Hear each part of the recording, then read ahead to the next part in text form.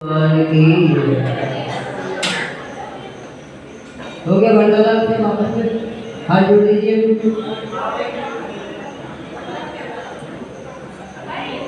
नमो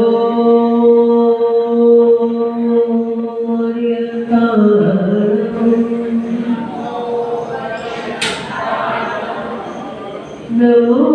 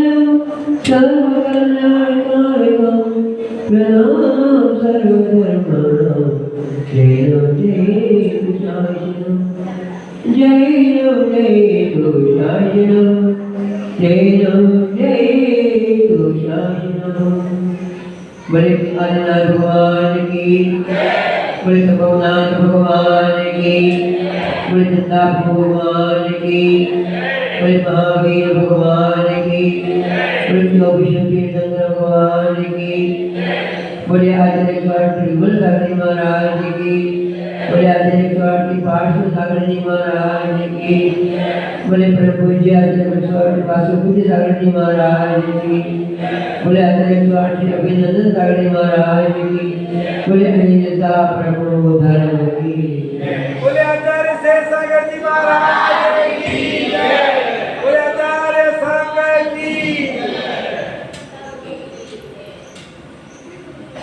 आज 10 दक्षिण महापर्व का 5वां दिन उत्तम सत्य धर्म, अर्थात अपन एक एक सीढ़ी चढ़ते चढ़ते कहाँ तक आ गए, आधे में आ गए। आज आधे की शुरुआत आधे में आ गए और अभी चढ़ रहे हैं, अभी चढ़ाई शुरू है। फिर कल के बाद क्या होगा? 6, 7, 8, अभी तो गिनती कर रहे हैं, चढ़ने की गिनती कर रहे हैं, अभी तो चढ़ने की गिनती कर रहे हैं। 1 हो गया, 2 हो गया, 3 दिन, 4 दिन, 5 दिन हो गए। अब कल से क्या बोलेंगे? अब 4 दिन रह गए, 3 दिन रह गए, 2 दिन रह गए, 1 दिन रह गया, उल्टी गिनती शुरू हो जाएगी। तो आज उत्तम सत्य धर्म, हर इंसान को सत्य बोलना चाहिए, क्योंकि सत्य भी एक धर्म है। इसलिए कहा गया है कि ये सत्य क्या है? साँच बराबर तप नहीं, साँच बराबर तप नहीं, झूठ बराबर पाप। साँच बराबर तप नहीं, झूठ बराबर पाप। जाके हृदय साजे, ताके हृदय आप। कहा गया कि सत्य के बराबर कोई तप नहीं है और झूठ के बराबर कोई पाप नहीं है। तो झूठ का हमें हमेशा हमेशा के लिए त्याग कर देना चाहिए। और साँच बराबर तप नहीं, झूठ बराबर पाप। और जाके हृदय साँझ है, ताके हृदय आप। किसके हृदय में? जिसके पास सत्य है, जिसके हृदय में सत्य है, उसके हृदय में प्रभु परमात्मा विराजमान होते हैं। सत्यवादी होता है, उसी के निकट में उसी के निकट में प्रभु परमात्मा विराजमान होते हैं, क्योंकि वो धर्म से निकट में है, धर्म के निकट है। जो सत्य बोलता है वो धर्म के निकट में है, और जो झूठ का सहारा लेता है वो धर्म से बहुत दूर है, बहुत दूर है, और दूर होता ही जा रहा है। तो वो धर्म से दूर क्या हो रहा है? वो मोक्ष मार्ग से भी दूर होता जा रहा है। कौन? झूठ का सहारा लेने वाला, झूठ बोलने वाला मोक्ष मार्ग से दूर होता जा रहा है। और जो इंसान मोक्ष मार्ग से दूर होता जाएगा उसका संसार मार्ग बढ़ता ही जाएगा, बढ़ता ही जाएगा, और वो कुछ कम 84 लाख योनियों का चक्र उसका छूट नहीं पाएगा। अनादिकाल से यह जीव इस चक्र में फंसा हुआ है, अनादिकाल से गोदे खाते हुए आ रहा है, और वर्तमान में गोदे खा रहा है। किसके गोदे खा रहा है? संसार चक्र में, चक्रव्यूह के अनादिकाल से गोदे खाते हुआ जीव आया है, और वर्तमान में गोदे खा रहा है, और भविष्य में गोदे रिक्त स्थान की पूर्ति तो करो कम से कम। क्या कहा? भूत, भविष्य, वर्तमान, वर्तमान, भूत, भविष्य, अर्थात भूतकाल से गोदे खाते हुए चल रहा है, और वर्तमान में गोदे खाते खाते यहाँ तक आया है। और अगर झूठ का सहारा लेते रहेगा तो भविष्य काल में क्या होगा? गोदे खाते रहेगा। संसार चक्र में मिटने वाला नहीं है। लेकिन कहते हैं कि भूत तो बीत चुका, भूत है वो बीत चुका, वर्तमान हमारे हाथ में है, और भविष्य आने वाला है। तो अगर हम अपना वर्तमान सुधार लेंगे, हम अपना वर्तमान सुधार लेंगे, झूठ का सहारा लेना छोड़ देंगे, जैसे का तैसा, झूठ, सत्य की परिभाषा क्या है? सत्य किसे कहते हैं? जैसा देखा है, सुना है, लिखा है, पढ़ा है, वैसा का वैसा बोलना वो सत्य की परिभाषा है। और इसमें थोड़ा सा भी गड़ा बढ़ा दिया तो झूठ कहलाएगा। तो वर्तमान तो हमारे हाथ में है।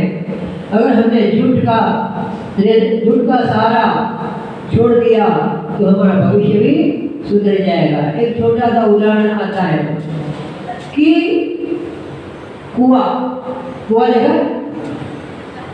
देखा है, देखा ही है, पानी भरा नहीं है, छूट गया था, अभी कहीं पर है, कहीं पर है अभ्यास। तो कुएं के अंदर में पानी निकाला जाता है। किससे निकालते हैं? रस्सी और बाल्टी से पानी खींच करके निकालते हैं। तो रस्सी और बाल्टी कुएं के अंदर जाती है, और रस्सी जब खींचते हैं तो 4 अंगुल रस्सी अपने हाथ में रहती है, और बाकी शेष रस्सी है वो कहाँ रहती है? कुएं के बाहर रहती है, अपने पैरों में रहती है या बाहर रहती है। ठीक है। तो अगर जो 4 अंगुल रस्सी को हमने संभाल के रखा, पकड़ के रखा, तो जो कुएं के अंदर रस्सी गई हुई है, बाल्टी गई हुई है, वो भी ऊपर की ओर आ जाएगी, और जो बाहर रस्सी बची हुई है वो रस्सी भी अपनी है वो बच जाएगी। लेकिन अगर 4 अंगुल रस्सी जो अपने हाथ में है उसको हमने छोड़ दिया तो क्या होगा? जो कुएं के अंदर रस्सी है, बाल्टी है, वो भी अंदर चला जाएगा, हाथ में 4 अंगुल रस्सी है वो भी अंदर चली जाएगी, और जो बाहर में पड़ी थी वो भी इसके साथ में सबका सब अंदर चला जाएगा। तो जो कुएं के अंदर रस्सी गई है वो किसके समान है? भूतकाल के समान। उदाहरण दिया कुएं का। जो कुएं के अंदर बाल्टी के साथ में रस्सी गई है वो भूतकाल के समान है, और हमारे हाथ में 4 अंगुल रस्सी है तो किसके समान है? वर्तमान काल के समान है। और शेष बची हुई रस्सी जो बाहर पड़ी है वो भविष्य काल के समान है। तो हमारी 4 अंगुल रस्सी वर्तमान को हमने संभाल लिया, वर्तमान को संभाल लिया तो सब कुछ बच गया। इसी प्रकार जो भूतकाल बीत चुका वो बीत चुका, जो काल बीत चुका सो बीत चुका, लेकिन हमारा वर्तमान काल अगर हम संभाल लेंगे, वर्तमान काल अगर हम संभाल लेंगे तो हमारा जो भविष्य काल है वो भी हमारा संभल जाएगा। तो हमें वर्तमान को सुधारना है, हमें वर्तमान को सुधारना है तो हमारा संसार का जो भ्रमण है वो अपना मिट जाएगा।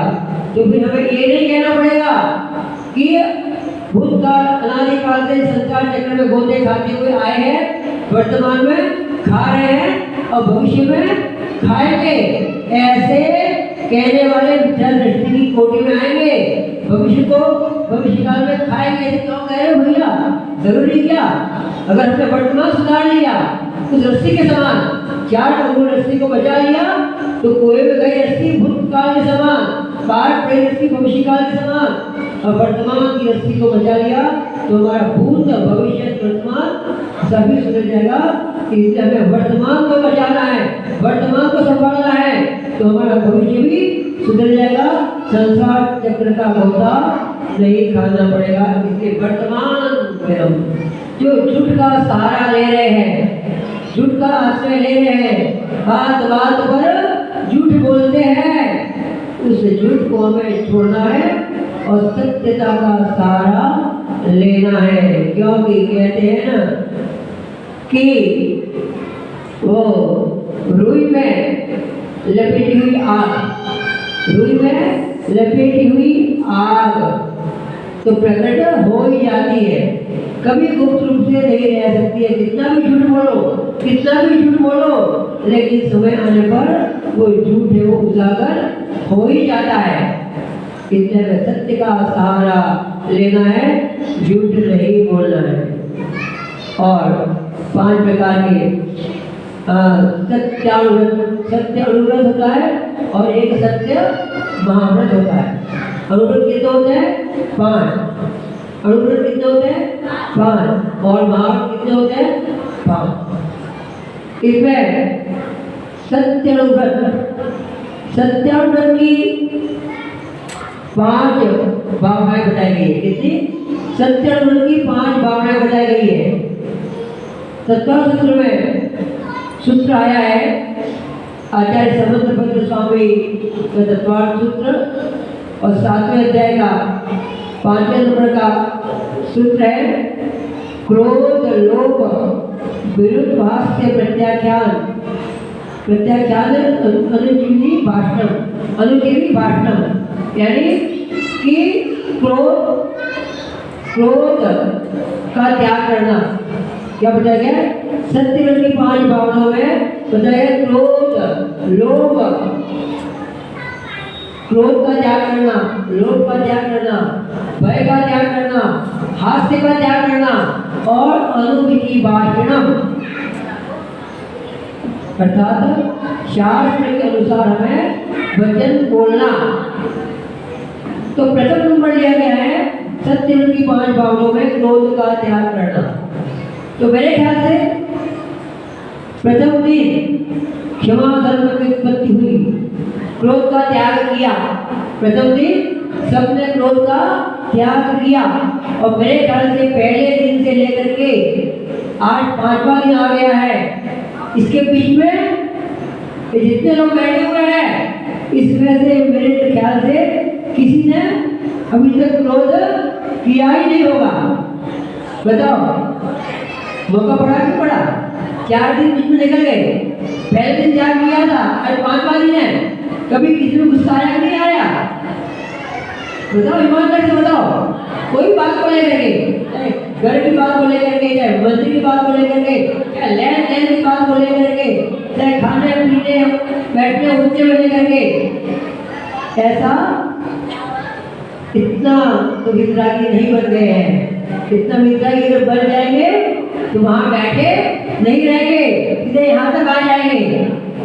लेकिन तो क्रोध का त्याग करना, क्रोध और लोभ का, क्रोध लोभ, इस सत्य की 5 भावनाएं बताई गई है। तो क्रोध का त्याग करना, लोभ का त्याग करना। लोभ का त्याग भी आपने कल कर लिया है, अब तो कोई लोभ करने वाला है नहीं। जो कल बताया था ना, लोभ का दूसरा नाम क्या बताया था?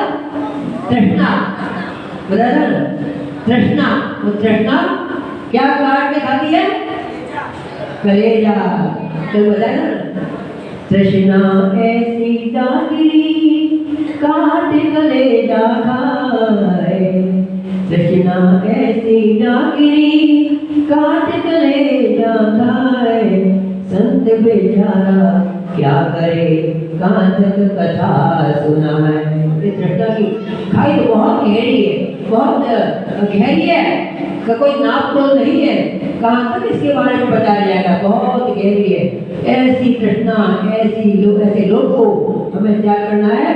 तो सत्य की 5 भावनाओं में क्रोध का त्याग, लोभ का त्याग, और तीसरा बताया है क्रोध, लोभ, विरुद्ध। विरुद्ध का मतलब विरुद्ध, सूत्र में आया है विरुद्ध। विरुद्ध का मतलब होता है भय, भय का त्याग करना। विरुद्ध का मतलब सूत्र आया है ना, क्रोध, लोभ, विरुद्ध, हास्य, प्रत्याख्यान। प्रत्याख्यान में अनुचित भाषण। तो ये भय का त्याग करना, विरुद्ध। तो भय कितने प्रकार का बताया गया है? कितने भय? 4 प्रकार का, 7 प्रकार का भय बताया गया है। ये लोग भय, परलोक भय, मरण भय, वेदना भय, आकस्मिक भय, अरक्षा भय और अगुप्ती भय। 7 हो गए कि कम रहे? हो गए ना, याद रखना। हाँ, 7 प्रकार के भय। ये लोग भय, परलोक भय, वेदना भय, मरण भय, आकस्मिक भय, अरक्षा भय और अमुक्ति भय। ये 7 प्रकार के भय बताए गए हैं। ये लोग भय में क्या है? अभी अपन जीवन जी रहे हैं, ये लोग भय किसे कहते हैं? कि ये जीवन जी रहे हैं। तो इसमें क्या होता है कि प्रवचन सभा चलती है, उस समय बहुत स्थिरता से प्रवचन सुनना चाहिए आपको। थोड़ा सा ध्यान अगर विचलित हो गया, थोड़ा सा हमारा ध्यान विचलित हो गया तो अर्थ का अनर्थ भी निकल सकता है। जहाँ पर कुछ क्रिया हो रही है तो आप लोग को ध्यान इधर देना चाहिए, ध्यान भटकना नहीं चाहिए। नहीं तो क्या हो जाएगा मालूम है? अर्थ का अनर्थ हो जाएगा। तो बात बता रहा था, ये लोग भय। तो इस लोग में कौन सा भय होता है? हाँ, तो ये वर्तमान जीवन हम जी रहे हैं, तो इसमें घर गृहस्थी लेके बैठे हैं, दुकान लेके बैठे हैं। दुकान में भय होता है, तो दुकान व्यापार करते हो तो व्यापार में भय लगता नहीं लगता है? लगता है ना। ये लोग भय, व्यापार में किसका भय लगता है? इनकम टैक्स ऑफिसर भी आ न जाए, कहीं कोई पुलिस वाला आ नहीं जाए, कहीं कोई हमारे माल को चेक करने के लिए कोई आ नहीं जाए, हमारे दुकान पर कोई रेड न पड़ जाए, आदि तरह का भय जो अंदर में बैठा हुआ है, इसको कहते हैं ये लोग भय। ये तो एक उदाहरण बताया है, ऐसे अनेक प्रकार का उदाहरण होता है। जैसे हमने किसी से शत्रुता बांध ली, हमने किसी से शत्रुता बांध ली, ऐसे बहुत कम लोग होंगे कि जिनकी भावना होगी सत्येषु मैत्री, जगत के सारे जीव मेरे मित्र हैं और मैं सबको मित्र के समान देखूंगा, ऐसी भावना वाले बहुत कम लोग होंगे। आपस में बैर शत्रुता बांध कर रखते हैं, चाहे परिवार में देखा जाए चाहे बाहर में देखा जाए। तो आपने किसी से शत्रुता बांधी है, तो मन में भय अवश्य लगेगा कि ये शत्रु है मेरा, ये मेरा अहित न कर ले, ये मेरा कुछ काम न बिगाड़ ले। क्योंकि जो शत्रु होता है उसका काम तो क्या होता है, बने बनाए कामों को बिगाड़ देगा। आपको कोई काम बन रहा है, आपको कोई अच्छा काम बन रहा है, चाहे दुकान का हो, चाहे घर का हो, चाहे शादी संबंध का हो, कोई भी काम हो बन रहा होगा, तो सबसे पहले आपको अंदर में भय सताएगा। इसका आपके शत्रु का भय सताएगा कि कहीं वो शत्रु मेरा काम बिगाड़ न दे। ये लोग भय, वर्तमान का जो भय है ये लोग भय, और परलोक भय, ओ मैं मर करके कहाँ जाऊंगा, मेरी कौन सी गति होगी, कितना कष्ट मुझे मिलेगा, आदि भय करना परलोक भय कि मैं मर करके कहाँ जाऊंगा। तो बताएगा मर करके कहाँ जाओगे, बताओगे कहाँ जाओगे मर करके? अरे ये तो बताओ, हम जैसा करेंगे वहां जाएंगे, अच्छा करेंगे ऊपर जाएंगे, छत के ऊपर कहाँ जाओगे? कितना बोलो, कहाँ जाओगे?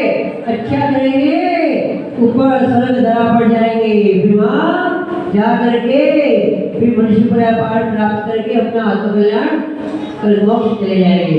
और बुरा करेंगे, खोटा करेंगे तो नरक निगम के पात्र बनेंगे। इसलिए हमें ये चिंता नहीं करनी है कि मैं मर करके कहाँ जाऊंगा। ये भी भय है। ये कौन सा भय है? परलोक भय है। अरे देव भी चिंता में पड़ जाते हैं। 6 महीने पहले, मृत्यु के 6 महीने पहले उनकी माला है वो मुरझाने लगती है, तो देव भी चिंता में पड़ जाते हैं। उनको भय हो जाता है कि हमारी मृत्यु अब 6 महीने में होने वाली है, हमारे वैभव का क्या होगा, ये इन देवांगों का क्या होगा, आदि चिंता में पड़ जाते हैं। तो ऐसी चिंता में पड़ने वाला देव भी देव प्रयास से दुर्गति का पात्र दुर्गति में चला जाता है। वो तो देव है, हम तो मनुष्य हैं। अगर हम इस प्रकार की चिंता करेंगे, इस प्रकार का भय करेंगे, भाई मेरी मृत्यु आने वाली है, मैं मर जाऊंगा तो क्या होगा। किसी को किसी प्रकार का रोग हो जाता है और उसको पता लग जाता है मेरी मृत्यु आने वाली है, वो भयभीत हो जाता है। लेकिन इस प्रकार का भय करने से जीव दुर्गति का पात्र होता है। तो मृत्यु से भी भय नहीं करना है, क्योंकि मृत्यु को तो महोत्सव के समान बताया गया है। कहते हैं ना मृत्यु महोत्सव, बोले क्या बोले, मृत्यु महोत्सव भाई। इस मृत्यु को तो महोत्सव के समान बताया गया है। इस मृत्यु का तो मान सम्मान करना है, क्योंकि ये मृत्यु तो किसी को छोड़ती नहीं है। एक दिन आती है। अपन रोज पढ़ते हैं ना, क्या पढ़ते हैं? पार भावना, राजा राणा छत्रपति आदि गए अथवा मरना सबको अपनी अपनी बात। सब जानते हैं मरना सबको एक दिन अपनी बात। फिर भी मृत्यु का नाम सुन करके मन में क्या आ जाएगा? डर, भय और भय के साथ साथ में तो मृत्यु का नाम सुन करके भयभीत नहीं होना है, उसका मान सम्मान करना है। मृत्यु तो आती है, कोई भी अजर अमर फल खा करके नहीं आया कोई हमेशा के लिए। क्या नहीं आया कोई हमेशा के लिए, अजर अमर फल खा करके नहीं आया है। कहते एक दिन आएगी, और कैसे आती मालूम है? मृत्यु आती है तो कैसे आती है? बता के आती है क्या? हाँ, बाबू भाई कह रहे हैं चुपके से आती है। एक दिन चुपके से आए, उसे कहीं भूल मत जाना। एक दिन चुपके से आए, उसे कहीं भूल मत जाना। कोई पूछता है तो चुपके से आने वाला कौन है? कौन आएगी बता दो हमको, उसका नाम पता क्या है? कौन आएगी बता दो हमको, उसका नाम पता क्या है? नाम है मृत्यु का सुनकर, नाम है मृत्यु का सुनकर, मृत्यु से डरे नहीं जाना। एक दिन चुपके से आएगी, उसे कहीं भूल मत जाना। एक दिन चुपके से आएगी, उसे कहीं भूल मत जाना।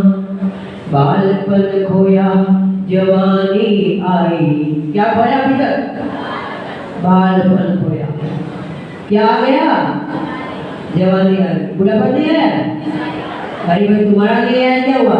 कितने बुढ़े लोग बैठे हैं मतलब लोग, वो तो कह रहे आ गया बुढ़ापा, वो तो कह रहे आ गया बुढ़ापा। बालपन खोया जवानी आई, बालपन खोया जवानी आई, जवानी भी चली बाई। रुकती है जवानी क्या? आया हो जाएगा। तुम भी यहाँ पर आए हो, यहाँ बैठे हो तो घर को अभी बस 11 बजे तक घर चले जाओ, आया हो जाएगा। यहाँ आए हैं अभी पूजा पाठ करने के लिए, 11-12 बजे तक घर चले जाएंगे। और यहाँ पर आए हो आप कहाँ से? बहुत लोग आए हैं, बॉम्बे से आए हैं, बस परिचय हुआ वापस बॉम्बे चले जाएंगे। तो बालपन खोया जवानी आई, जवानी भी चली बाई। बुढ़ापा हंस रहा तुझ पे, मृत्यु की बारी है आई। बुढ़ापा हंस रहा तुझ पे, मृत्यु की बारी है आई। मृत्यु पाकर गए जो भी, मृत्यु पाकर गए जो भी, तुमको याद करना दो। जो मृत्यु कर गए हैं उनको याद कर लेना। मृत्यु पाकर गए जो भी, तुमको याद करना दो।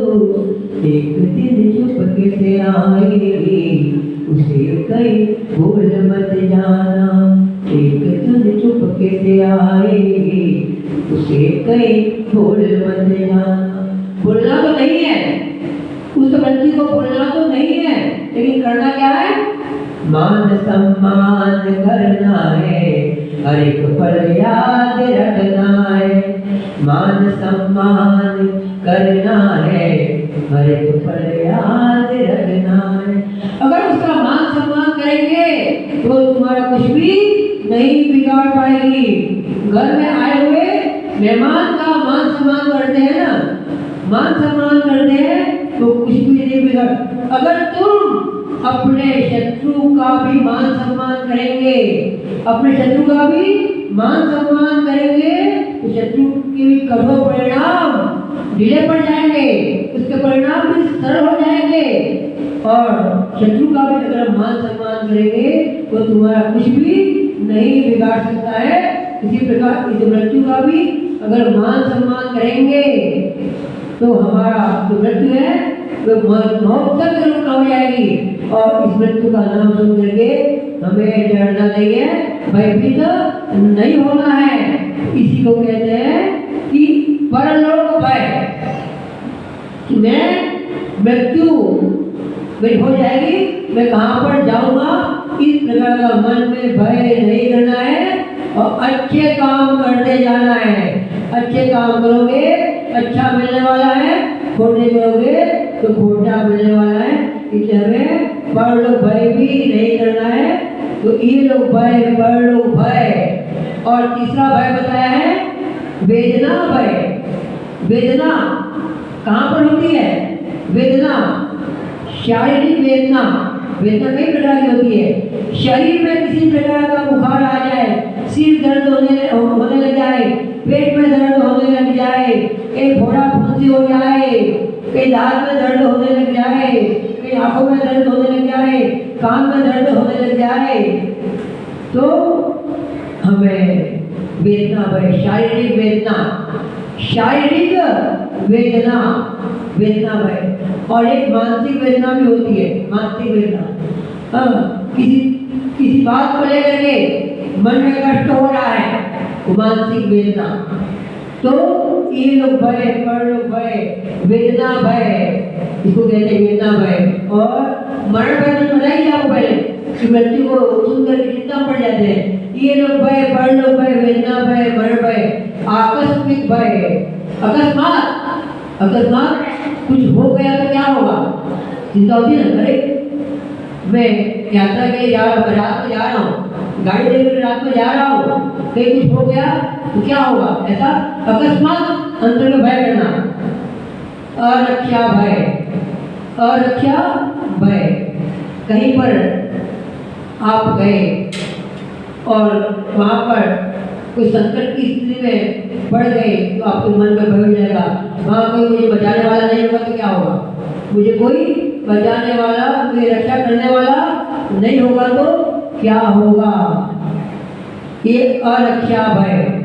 और अगुप्ती भय, अगुप्ती भय अर्थात जो गुप्त बात है, जो गुप्त बात है वो अभी तक किसी को मालूम नहीं है, किसी को मालूम नहीं है, लेकिन वो रहस्य सब लोगों को प्रकट हो गया, सब लोगों में मालूम पड़ गया। तो आपके मन में भय हुआ कि मेरी जो गुप्त बात थी वो सबको मालूम पड़ गई। हो सकता है कभी न कभी भंडाफोड़ हो सकता है, कभी न कभी ये बात मेरी उजागर हो सकती है, अभी तो गुप्त थी, अब तक तो उजागर हो सकती है। इस प्रकार 7 प्रकार का भय बताया है। इस प्रकार का भय भी अपन को नहीं करना। इस सत्यव्रत की 5 भावनाओं में क्रोध का त्याग, क्रोध का त्याग, लोभ का त्याग, भय का त्याग और हास्य, हंसी का भी त्याग करना, या सत्यव्रत का वर्णन चल रहा है। सत्यव्रत की 5 भावनाओं में 4थी भावना है हास्य का त्याग, हंसी का भी त्याग करना। ये हंसी भी एक कषाय है। कषाय कितनी बताई है, कितनी कषाय है, 4, और भेद करेंगे कितनी हो जाएंगी, 25 कषाय है कुल मिलाकर के, 25 कषाय है। हास्य, रति, अरति, शोक, भय, जुगुप्सा, स्त्रीवेद, पुरुषवेद, नपुंसकवेद, इनको कहते हैं 9 कषाय। और 16 कषाय कौन सी है, अनंतानुबंधी, क्रोध, मान, माया, लोभ, अप्रत्याख्यानवर्णी, क्रोध, मान, माया, लोभ, प्रत्याख्यानवर्णी, क्रोध, मान, माया, लोभ, और संजलन, क्रोध, मान, माया, लोभ। ये 16 कषाय और वो 9 कषाय। इन कषायों में 25 कषाय कुल मिलाकर के हो जाती है। तो भी 25 कितनी होगी, कितनी कषाय होगी, 16 और 9 कितनी होगी, 25 हो गई ना। तो इन 25 में से हास्य भी एक कषाय है, हंसी करना भी बुरा है। ये मत समझना हम हंसी कर रहे हैं अच्छा है, कभी कभी क्या होता है हंसी के कारण हुआ ना, हम पढ़ते हैं ना महाभारत, महाभारत की रचना कैसे हुई, हंसी के कारण। क्या कहा था द्रौपदी ने, क्या कहा था, अंधे के पुत्र अंधे होते हैं, तो हंसी की थी और एक हंसी के कारण पूरी महाभारत की रचना हुई। न जाने कितने जीव मरे, कितने जीव मर गए, कितना नरसंहार हो गया एक हंसी के कारण। तो हमें हंसना भी नहीं है। बात बात में कई बार क्या होता है, हम बात बात में हंसते हैं तो ठीक है हंस तो लिया, लेकिन हंसी हंसी में कई बार आपस में लड़ाई भी हो जाती है। बात शुरुआत होती है हंसी से, बात की शुरुआत होती है हंसी से और बात समाप्त होती है लड़ाई से, बैर से। शुरुआत होती है हंसी से और समाप्त होती है बैर से। थोड़ा हंस लिया वो तो बुरा नहीं है ना। देखिए हंसना और मुस्कुराना दोनों में अंतर है। हंसना और मुस्कुराना, हंसते हैं तो दांत खोल के हंसते हैं, दांत दिखते हैं हंसने में, वो उत्कृष्ट नहीं है। मंद मंद मुस्कुराहट अच्छी होती है, लेकिन हंसने में भी भेद है। वो किस कारण से हंस रहा है, क्यों हंस रहा है, ये प्रसंग देखना है, ये प्रसंग देखना है क्यों हंस रहा है, किसके कारण हंस रहा है, वो भी हमें इसमें प्रसन्न देखना है। अगर आपका मित्र सामने खड़ा है और एक शत्रु सामने खड़ा है, आप अच्छी बात को लेकर हंसे, लेकिन शत्रु तो क्या सोचेगा, ये मेरी बात को लेकर के हंस रहा है, और उस बात को लेकर वो आप पर हावी हो जाएगा और बैर विरोध बढ़ने जाने की कोशिश यही करनी चाहिए। हमें हास्य का त्याग करना चाहिए। हास्य और पांचवा है अनुमिति भाषणम। अनुमिति भाषणम, सत्य की 5 भावनाओं में अनुमिति भाषणम 9 बज करके 15 मिनट हो गया है, तो अभी 17 सूत्र बाकी है। चलिए ज़्यादा लंबा नहीं खींचूंगा मैं। अनुमिति भाषणम कि शास्त्र की आज्ञा के अनुसार बोलना, इसे कहते हैं अनुमिति भाषणम। शास्त्र की जैसी आज्ञा दी हुई है इसके अनुसार बोलना, उसमें एक शब्द भी न घटाना न बढ़ाना। अभी वर्तमान में तो देखो ना, कितने लोग, कितने बीमार ऐसे हो गए जो शास्त्रों में भी काट छाट करके अपने मत के अनुसार, अपने स्वार्थ के अनुसार ग्रंथों की रचना करने लगे, होने लगी है। लेकिन उन लोगों को उस स्मरण करने की एक बात ध्यान में रखनी चाहिए कि स्मरण करने का ग्रंथ में भी क्या लिखा हुआ है कि आगम की वाणी में, यानी एक अक्षर भी हीन बोले, एक अक्षर भी हीन बोले लिखा आगम प्रमाण। क्या? एक अक्षर भी हीन बोले लिखा आगम प्रमाण। बोल मिथ्या दृष्टि हो मरण करने का ज्ञान। मरण करने का ग्रंथ में भी लिखा हुआ है, अगर एक अक्षर भी घटा बढ़ा के लिख दिया, बोल दिया शास्त्र की आज्ञा के अनुसार, वो विद्या दृष्टि की कोटि में आता है। इसलिए हमारे पूर्वाचार्यों की जो बातें हैं, जो पूर्वाचार्यों की वाणी है, उसको जैसा का तैसा हमें पढ़ना है और वैसा ही हमें सुनाना है। लेकिन कली काल है, ये पंचम काल है। पंचम काल में तो अगर शास्त्र के अनुसार भी अगर बात बताने लग जाए, आपस में लड़ाई झगड़ा भी हो जाता है। कहाँ पर? जिस सभा में मिथ्या लोग बैठे हैं, जिस सभा में मिथ्या दृष्टि लोग बैठे हैं, उस सभा में अगर हम शास्त्र की सही बात बताने लग जाएंगे तो वहाँ भी लड़ाई झगड़ा शुरू हो जाता है। इसलिए आजकल तो साधुओं को भी प्रवचन सभा के पहले तुमको लोकेशन देखना पड़ता है। प्रवचन करने से पहले साधुओं को भी लोकेशन देखना पड़ता है कि सामने कौन बैठा हुआ है, सामने प्रवचन सुनने वाला कौन बैठा हुआ है, उसके अनुसार वर्णन करना पड़ता है। क्योंकि कहा गया है कि आगम की सच्ची वाणी में, आगम की सच्ची वाणी में परहेज रखना पड़ता है। आगम की सच्ची वाणी में परहेज रखना पड़ता है। भरी सभा में बता दिया तो मिथ्या दृष्टि लड़ता है। आगम की सच्ची वाणी में परहेज रखना पड़ता है। मैं जानता हूँ, लेकिन फिर भी वहां पर मैं नहीं बोल सकता हूँ। कहाँ पर कैसे लोग बैठे हैं मैं जानता हूँ, लेकिन उस सभा में मैं अपनी बात को नहीं बोल सकता हूँ। जो बात को अंदर में रखनी पड़ेगी। इसलिए कहा है कि आगम की सच्ची वाणी में परहेज रखना पड़ता है। और अगर वहां बता दिया, बड़ी सभा में बता दिया, तो मिथ्या दृष्टि लड़ता है। वो तो मिथ्या तो यही है, उठ करके लड़ने के लिए खड़े हो जाएंगे, कहेंगे महाराज जी यहाँ से विवाह हो जाए तो अच्छा होगा। ये मिथ्या दृष्टियों की दृष्टि है, तो इसलिए आगम की सच्ची वाणी में परहेज रखना पड़ता है। बड़ी सभा में बता दिया तो मिथ्या दृष्टि लड़ता है। कहा गया है कली काल है देखो भाई। क्या ये कली काल है? ये कौन सा काल चल रहा है? कली काल चल रहा है। तो सब कुछ वैसा ही हो रहा है। कली काले देखो भाई भीड़ सभा में बहुत आई जा। कली काले देखो भाई भीड़ सभा में कितनी आई। कली काले देखो भाई भीड़ सभा में कितनी आई। आगम से विपरीत बोले, आगम से विपरीत बोले, फिर भी हो रही वाही वाही। कली काले देखो भाई भीड़ सभा में कितनी आई। आगम से विपरीत बोले, फिर भी हो रही वाही वाही।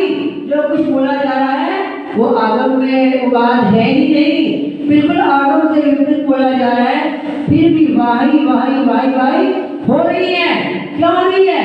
ये कली काल है, पंचम काल है, काल का प्रभाव है।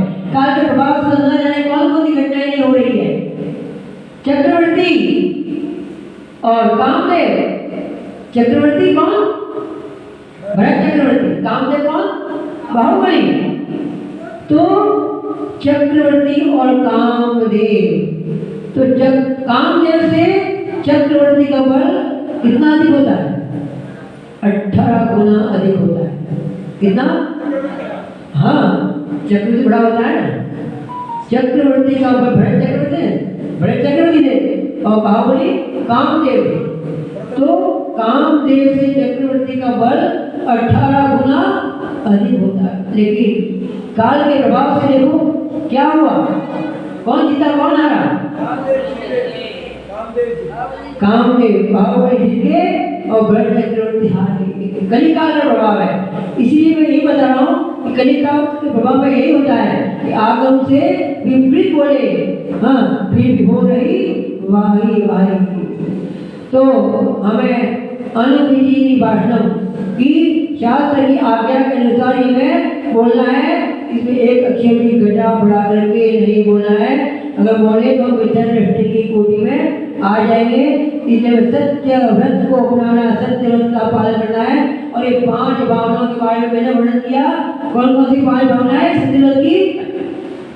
क्रोध का त्याग करना, लोभ का त्याग करना, भय का त्याग करना, हास्य का त्याग करना, प्रत्याज्ञान। यानी त्याग हुए 5 त्याग। और 5वां अनुविधि भाषण अर्थात शास्त्र की आज्ञा के अनुसार हमें बोलना, तो हमें सत्यव्रत का पालन होगा। बाकी तो सत्यव्रत के बारे में और बहुत कुछ बताया गया है कि उसके 5 अतिचार भी होते हैं, आदि आदि बताया गया है। और एक बात और बता रहा हूँ, अगर हम किसी को कठोर बोलेंगे, अगर सत्य भी है लेकिन अगर कठोर बोलेंगे वो सत्य भी आपका असत्य की कोटि में चला जाएगा। इसलिए हमें बोलना है तो मीठे शब्दों का उपयोग करना है। क्या बोलना है? मीठा बोलना है, कड़वा नहीं बोलना है। अगर कड़वा बोले तो आपका सत्य वो भी असत्य हो जाएगा। इसलिए हमें मीठा बोलना है। तो मीठा बोलेंगे तभी हम सत्य कहलाएंगे। इसे क्या करना है? मीठी वाणी बोलो, मीठी वाणी बोलो नर नारी, मीठी वाणी बोलो नर नारी, सारी दुनिया बनेगी पुजारी। मीठी वाणी बोलो नर नारी, सारी दुनिया बनेगी पुजारी। पुजारी मतलब तुम्हारी भक्त बन जाएगी।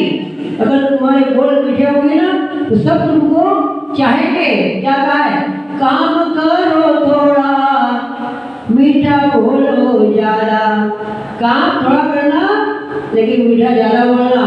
अगर तुमने काम तो बहुत कुछ कर लिया लेकिन तुम्हारी बोली में कर्कशता है, तुम्हारी बोली मिठास नहीं है, कोई तुमको चाहेगा नहीं। इसलिए हमें मीठा बोलना है और मीठी वाणी अपनानी है, तो ही हम सत्य धर्म के धनी कहलाएंगे। बाकी तो हमारा झूठ का सहारा लेते रहे तो संसार चक्र का परिभ्रमण कभी मिटने वाला नहीं है। और हम ग्रस्त हैं सत्य व्रत और सत्य महाव्रत। हम ग्रस्त है सत्य व्रत का हमको पालन करना है। और जो महाव्रती है वो सत्य महाव्रत का पालन करते हैं। आज उत्तम सत्य धर्म होगा तो हमें सत्य का सहारा लेना है।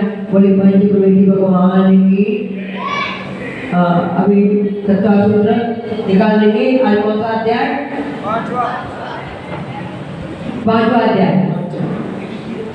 चलिए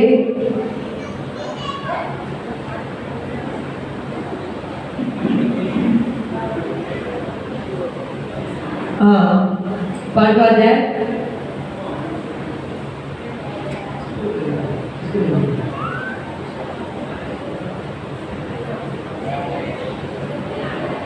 अजीकाया धर्माकारी पुतला द्रव्याणी जीवास्य नित्य इष्टान्य रूपाणी रूपिण पुतला